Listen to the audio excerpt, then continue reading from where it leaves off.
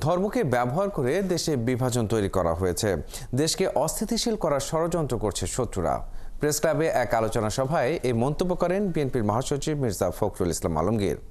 এসব নিয়ে গণমাধ্যমের উপর হামলার তীব্র নিন্দাও জানান তিনি। গণতন্ত্র মঞ্চের নেতারা বলেন, দেশকে অস্থিতিশীল করতে একটি চক্র সাম্প্রদায়িক দাঙ্গা সৃষ্টির চেষ্টা করছে। হাবিব রহমানের প্রতিবেদন। একের পর এক সংঘাত, সহিংসতায় রাজধানী সহ সারা দেশে অস্থিরতা চলছে। সবশেষ ইসকনের নেতাকে গ্রেপ্তারের ঘটনাকে কেন্দ্র করে তৈরি হয়েছে উত্তেজনা। এমন পরিস্থিতিতে উদ্বিগ্ন সরকার, রাজনৈতিক দলের নেতা ও সাধারণ মানুষ।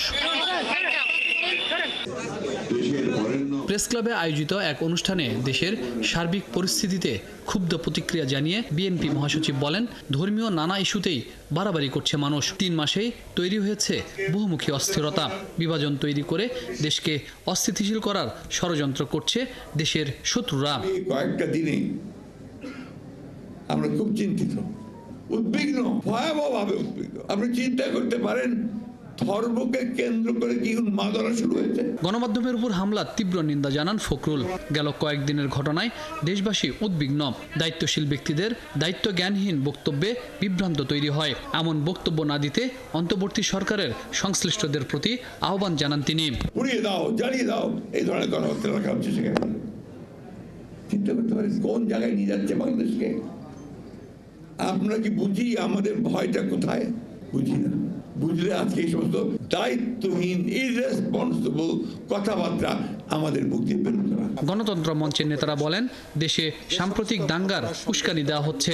যে কোনো মূল্যে এমন পরিস্থিতি বন্ধের আহ্বান জানান তারা। ভারতের মোদী সরকার এবং তাদের ছত্রছায়ায় ভারতের বিভিন্ন প্রচার মাধ্যম একটা সাম্প্রদায়িক, বাংলাদেশ বিদ্বেষী, বাংলাদেশ বিরোধী তৎপরতাটা অব্যাহত আছে। গতকাল চট্টগ্রামে যা ঘটেছে তা সম্পূর্ণভাবে একটা পরিকল্পিত একটা সহিংসতার পরিবেশ সৃষ্টি করা, হিংসা ঘৃণার পরিবেশ সৃষ্টি করা এবং উস্কানি দিয়ে একটা পরিস্থিতি তৈরির চেষ্টা। নাগরিক ঐক্যের আহ্বায়ক বলেন, হিংসা হানাহানির চূড়ান্ত পর্যায়ে চলে যাচ্ছে পরিস্থিতি।